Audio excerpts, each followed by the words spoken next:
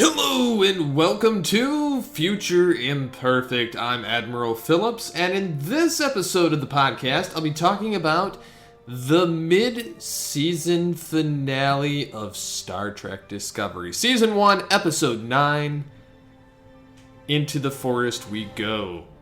So, I'm also going to talk, because this is the last episode of the season until January 7th. Sunday, January 7th. I'm going to get into my thoughts on the road so far and my thoughts of the future. I'm also planning on, because the well of consistent Star Trek episodes will have dried up, I'm going to go back to some more topical interface on this podcast, and hopefully I'm really hoping I can get Birdman Dodd on here so that we can do kind of a breakdown of the season so far, because I want his perspective, being that for the most part we took this journey on Future Imperfect together up to a certain point, and then with the debut of this show, I just felt like it was time to bring the podcast back. So I'm kind of curious what you guys think on the episode, and you can leave your feedback either at feedback@alteredgeek.com, or you can leave it on Twitter at alteredgeek or at futurewarped, or myself at scp21, and just kind of give me your thoughts on what's kind of stood out to you so far this season. Whether you're a naysayer or a all hands down fanatic of the show, you can't deny that a lot of the characterizations have gotten better.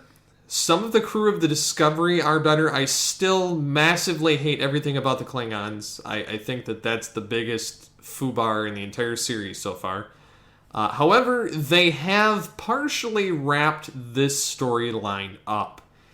And just getting into this episode, we kind of go through the whole process of we begin with the Pavins basically sending a signal for the Klingons and the Discovery to meet at that coordinates, and Starfleet, the Vulcan admiral, decides that Discovery needs to double back to Starfleet, and essentially Lorca pulls a Captain Picard and Captain Kirk disobeying order, in that he tells the admiral what he wants to hear and says, "Yep, we'll warp back to the starbase." And so their plan is to come up with a solution to save the Pavins and to get the cloaking information from the sarcophagus ship, the ship of the dead. And it was kind of an interesting moment there, because it also showed, that instance, Lorca was pretty consistent with following directives based on his opinion, and also following directives according to his own war effort. And I thought that it was kind of interesting in that regard. And then we kind of go a little bit further, and you see the crew interacting, finding a way to do it, and Lorca tells... This is the part that gets a little sketchy in the writing, is Lorca actually acts like he cares to Stamets, and Stamets earlier in the season says Lorca doesn't care about anybody as long as he gets his goals achieved. And it's like the two of them completely forgot their personas in this episode, in that regard, and Stamets has his guard down, and Lorca more or less says, we're going to make 130 some instantaneous jumps. Are you going to be able to handle it? And I need you to handle it. And Stamets is like, I don't know, I can't. And Lorca pulls up this star chart map to kind of show him all of this information from coordinates of places they've previously jumped, and ropes them in with that information, and then says that, after this, we can go back to exploring and all this other information. It sounds great, which could be partially Lorca using him, but partially true. But at the same time, it doesn't strike with his persona of being this laser-focused individual for the war effort. So it was really different to see, especially because how Lorca was totally, kind of indifferent with the space whale thing during the Harry Mudd episode, and kind of was like, yeah, just get it taken care of. He was totally opposite in this, but I think it's also because he really wanted to go after the sarcophagus ship and get that cloaking technology and the frequency. And then so we kind of go into it, and Stamets goes into the chamber, takes off his jacket, and he's wearing what resembles a blue medical t-shirt from the original series in a sense. A little bit shinier and without the black collar, but it very much resembles that. And then we get Special Agent Burnham and Ash Tyler going over to the Klingon ship and discovering that Admiral Cornwell is alive. They also come face to face with Ash Tyler's captor, who he didn't seem to have a hard time getting away from in the episode with Lorca and Harry Mudd on the previous Klingon prison ship. But this time he has this PTSD syndrome that just attacks him spontaneously here. And then Cornwell is unable to move, and then finally Tyler snaps out of it. It was just... It was really strange. And then you get the whole situation with Burnham going to the bridge and fighting Cole and almost getting killed, but just kind of tiding him off long enough until she jumps off and being back to the Discovery along with Tyler and Cornwell. And the Klingon that was working on Ash Tyler, which... The whole scene that they show at the end of the episode pertaining to that situation, I could have done without. I didn't need to see a gangly, xenomorphing-looking Klingon jumping on Ash Tyler and having sex with him at the end of the episode. I was perfectly good not seeing that. It was just disturbing in all other aspects. Like, they could have just left it at that, but it was almost like a rape scene or something. Like it was just not something I felt should have been in the episode or needed to be there. They could have just left it at the torture aspect.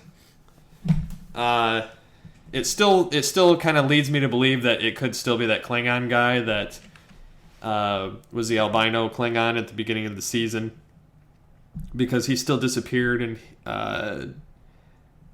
they could have altered his memory enough and altered his physique so that he resembles a human, being that they had Giorgio with them for a while. So they could still be standing for the second half, but they have her locked up for the end of the episode. And then Cornwall is going to a Federation starbase, and Lorca asks Stamets to jump, and Stamets tells him, I will do it one more time. That's it. One more, and I'm done.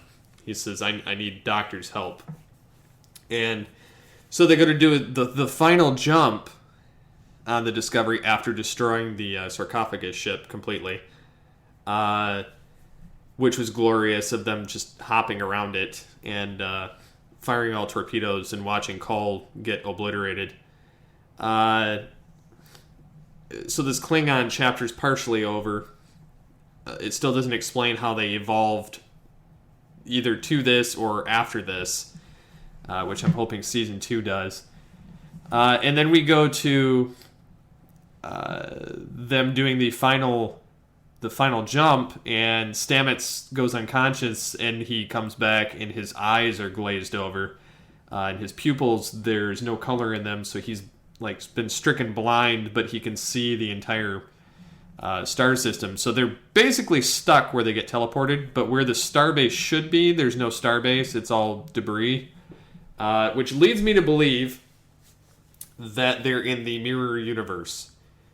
Being that Lorca originally shows that that thing to Stamets earlier with the stellar cartography type of thing, with the various multiverse timeline, space jumps, all of that information that's kind of intertwined in space. And I think, too, because I saw, and this was kind of intriguing as well, I saw on Twitter someone had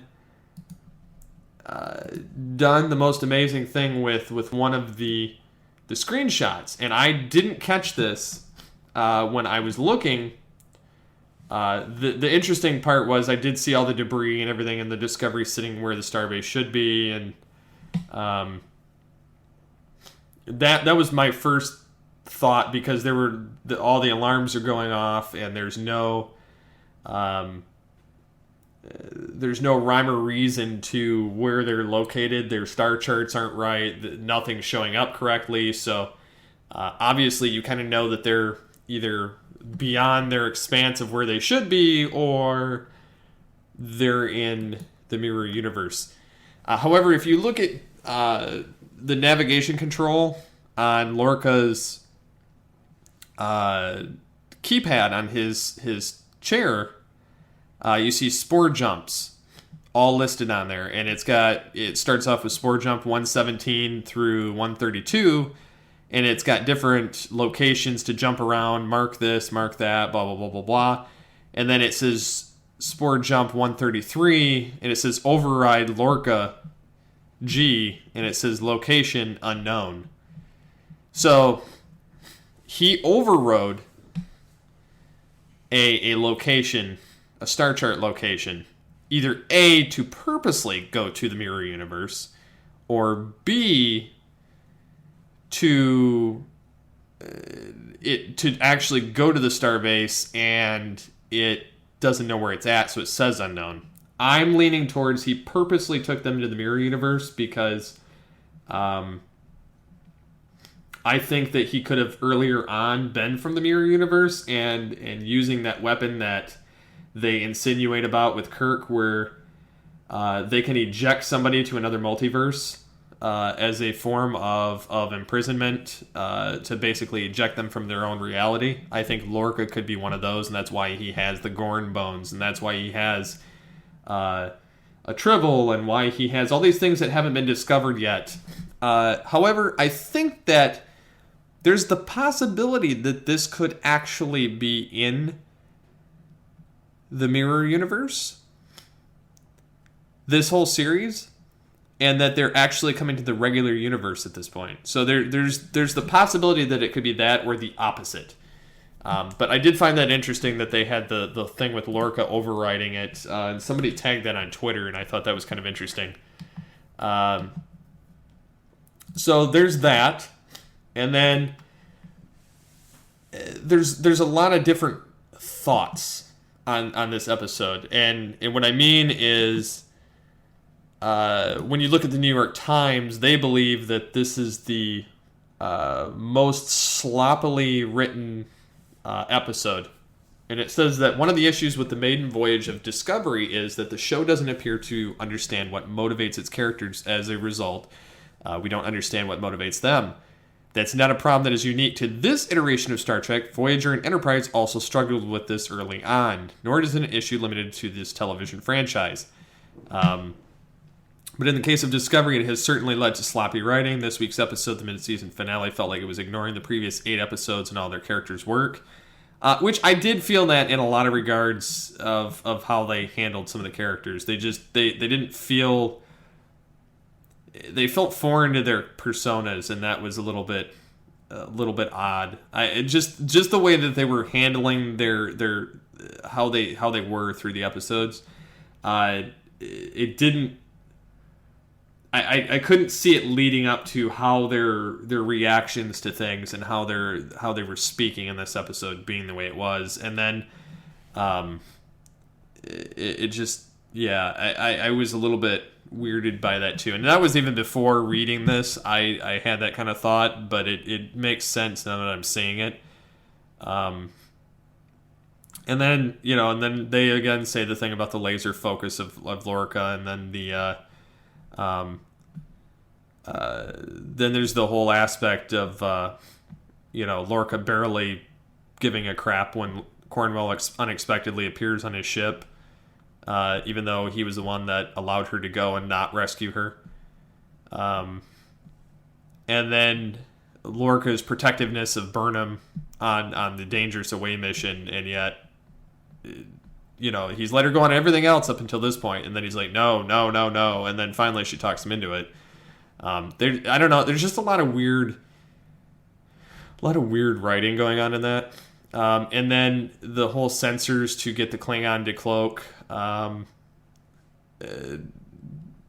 It was a little bit different, but I could kind of understand that a little bit more because they didn't really understand why they had to transport over to place the sensors, which I kind of get because even in the 24th century, doing that, you had to have the frequency. Like, it wasn't something you could just easily find. You could tell something was there, but you couldn't tell what.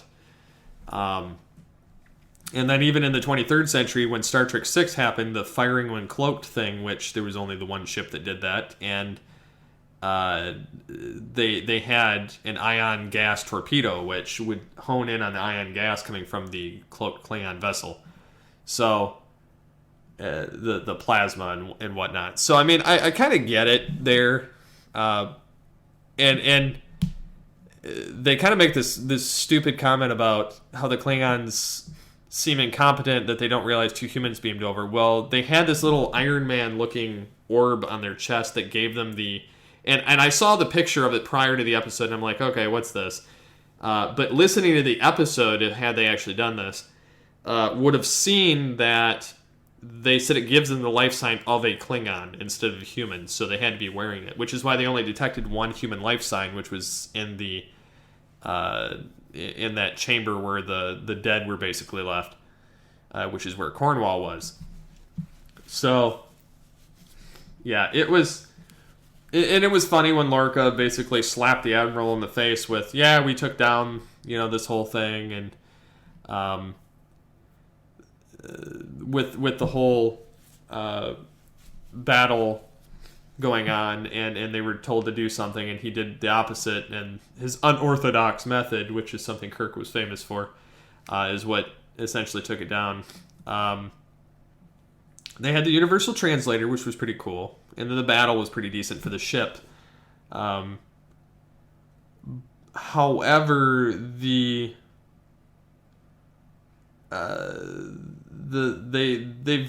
basically made the Starfleet ships look weak throughout this series, which is something I've had a problem with. And then the Rel and Call I didn't really care for. The cloaking field seems to be something that,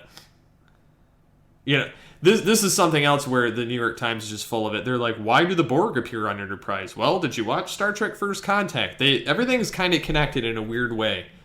And in First Contact, some of the Borg vessel was destroyed back in Zefram Cochrane's time, which was 50 or 60 or so years before, maybe even 100 years before Archer, which was still 100 years before Kirk. And the whole thing is the Enterprise E crew was there during First Contact, and the Borg were destroyed, although some of their vessel crashed into the Arctic, which they were pretty close to, and so they were dormant. So that's why the Borg were in Enterprise. I don't understand who writes some of these things, because I'm not the most hugely versed person in know every detail of Star Trek. However, this person that wrote this article and has been writing the things on Star Trek on New York Times just doesn't seem to have a clue, which kind of bothers me with it. like I'm a little peeved on certain elements, and some of their things they do have a point, but they don't. They don't really seem like they have their head on straight. Then there's Laurel, which Tyler may end up changing. They show flashbacks of torture and dashing into physical appearance issues. I still think that it's Vok, and that that's why there's such a connection with Laurel, and that's why he sees, them getting down dirty at the end, is possibly because, and that's probably why Laurel doesn't kill him, is because he's actually Klingon, I think. But I don't know. I think that they're gonna kind of play around with that as the season progresses, but I definitely think that we're gonna see the Mirror Universe in the latter half of the season, which starts in January. I'm kind of enjoying it for what it is. It's not by far the strongest Trek, but none of them are really that strong when you put them up to it. The original films are possibly stronger, like the Even films, and then the TNG films. You pretty much had the first two, and then the last two are kind of. But overall, this half of the season hasn't been that bad as anticipated. I still, like I said, the Klingon thing and then some of the Abramsy like high techness irritates me still. But overall, I give it a pass, just based on what they've managed to do with it. I am wondering what's going to happen to Stamets now that he's got the physical handicap and he can no longer do the spore drive, and how they get back from the Mirror Universe will be interesting, because nobody is supposed to know about the Mirror Universe per se until Kirk, because it's the first documented evidence of the Mirror Universe. So again, I don't really know what to think about that whole situation yet, but I guess we'll have to wait till the second half of the season. I do hope they wrap up how the Klingons ended up looking as goofy as they look, and then how they go back to looking like the TOS and the TNG look later, which is what they looked like prior. So I guess that remains to be seen. I'm a little curious on some of the uniform thing, because I was doing a little bit of a digging into the Starfleet uniforms, and I was a little bit disturbed to discover that the uniforms that Starfleet's using right now in Discovery, which are all basically the Enterprise insignia, which wasn't adopted until after Kirk had the Enterprise, because each ship was supposed to have their own comm badge insignia, no matter the uniform difference. So I'm a little confused at what they're doing with that. But their uniforms are actually being used concurrently with the same uniforms that Captain Pike is using aboard the USS Enterprise. And it's that kind of like polo sweatshirt material with the ruffled collar, and they have their rank on their sleeves, which the rank on the sleeves thing they keep pulling back to periodically. Like, you'll see that reappear and disappear consistently with the solid bands or the variations thereof throughout all of Star Trek, because when they're not using the pips, they use that. So that's kind of interesting there. But I did find it weird that they're using two different uniform styles at this point in time, which makes me wonder if they're going to... Now, their away mission jackets have the bluish looking material, but they don't have all of this yet. So I don't know. I'm kind of confused how the uniforms play out in terms of discovery and how everything's kind of put in there. I did, like I said, a graphic with, and I'll put this in the episode post. I charted them from the 2150s all the way through the 2800s, just because I wanted to see where each uniform was placed. So I have the Enterprise. I have the one from Star Trek Beyond that took place in like 10 years after Enterprise. I have the 2230s, which I know that I'm taking some from the Kelvin universe there, from those first two there. But it kind of makes sense that there's a progression somewhere in there. So I have the captain of the USS Kelvin listed for the 2230s. Then there's the 2240s, which is Lorca's Brood's uniform. And then you have Captain Pike's at the same time during that, and which kind of transitions into Kirk's time through the 2250s and 60s, and then there's another slight evolution from the 2260s to the 70s, and then you get the motion picture in the 70s to 78, 78 to 2350s. You have the Wrath of Khan uniform, and then 2350 through 66. You have the first TNG season 1 uniform, which changes to again to the collared one, which changes to the one from Voyager, and then the latter half of DS9 and Star Trek films. And then you get the 2380s through 2409, which is the Sierra uniform, which is in Star Trek Online. And it doesn't really place, kind of 2404, you get kind of the All Good Things uniform, which they kind of show in the end of Voyager as well. So I'm not really sure where that's placed. And then the 2410 through whatever is the Odyssey uniform. And then the 2800s is the one from the Relativity episode.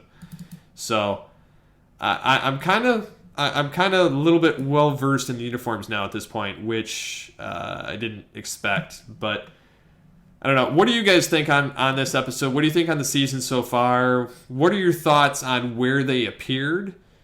And where do you think that the season's going to go as it goes on and in 2018 and through to season 2? So leave me your comments there. And so I've been Admiral Phillips on this episode of Future Imperfect. I hope you enjoyed this. And until next time, live long and prosper.